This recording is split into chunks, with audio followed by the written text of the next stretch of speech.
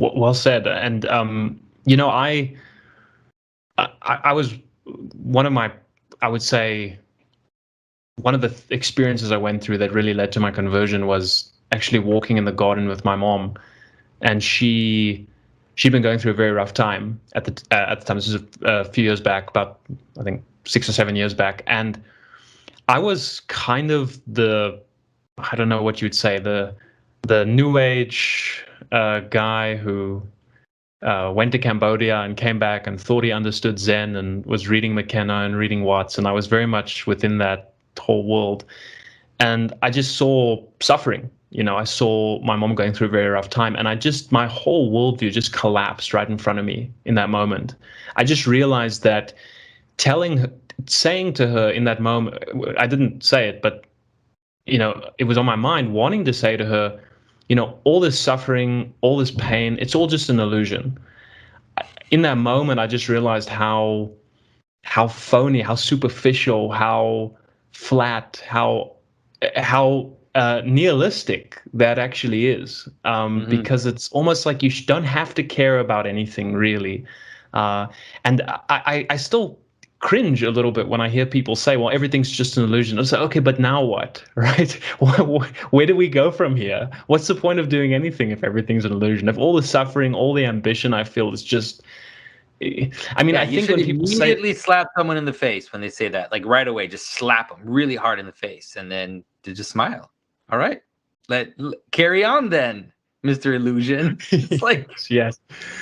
Well, yeah, I mean, it's like people who say, I don't have a moral problem with stealing, and then they get robbed, right? And then you realize they actually do have a pretty big problem with theft, right? But I can tell you, like, I can give you the trick, like if you want to understand the new atheist trick, or like the materialist trick, the nihilist trick, it's very simple, and it doesn't take much once you understand it. All you have to do is reduce a united being to its components, and you don't have to do it. You have to do just one level, right? So someone says something is meaningful, and then you say, oh, that's just like a human being is just, a bunch of chemicals that are a bag of chemicals, So what you do, and so the funny thing is that a bag of chemicals is also an identity.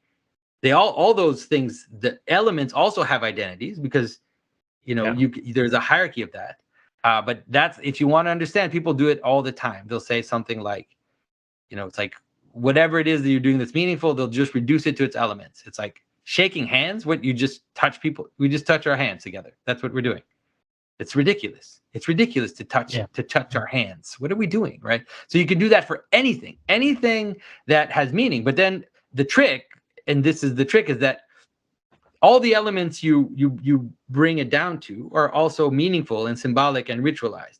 And so you would have to like go all the way down, right? It's like you could always say about everything, oh, it's just a quantum field or whatever. It's just a field of possibility. Everything's just a field of possibility.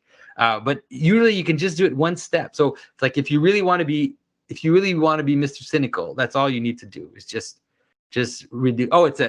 You just have to reduce it to its elements, right? It's like a story in the Bible, or some guy gets nailed to a cross, he dies, and he comes back to life. Like, that's it. That's your religion.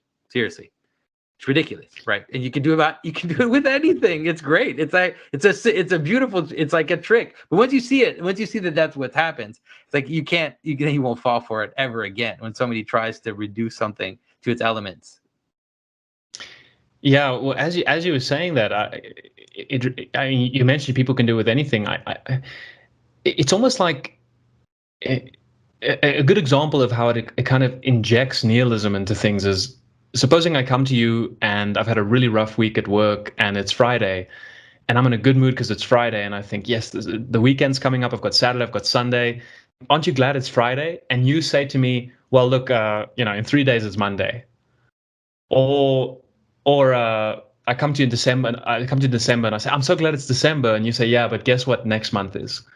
And it's, in a way, to me, it strikes me as the same thing as to what you're describing. It's in a way reducing things to components. Well, okay, what really does Friday mean? Since it's just another arbitrary convention. It's points. just a convention. Yeah, it's just a convention of Yes. time that we've imposed on ourselves. Yes. And it's just funny. Yeah, Yeah. like I said, it's hilarious. Neil deGrasse Tyson does that all the time. That's like, it's basically his Oh, yeah. one move. His one move is to say something like, there's absolutely nothing special about December 25th. You know, it's not even the solstice. It's like a few days after the solstice. It has no, like, there's no geographic, thing happening in the sky that could explain the significance of that day. It's just another day, basically. So you could do that, and he does it constantly. It's hilarious. I think now that you've revealed it, I'm probably going to start noticing it a lot more. I don't know if Oh it's yeah, getting yeah, worse. yeah.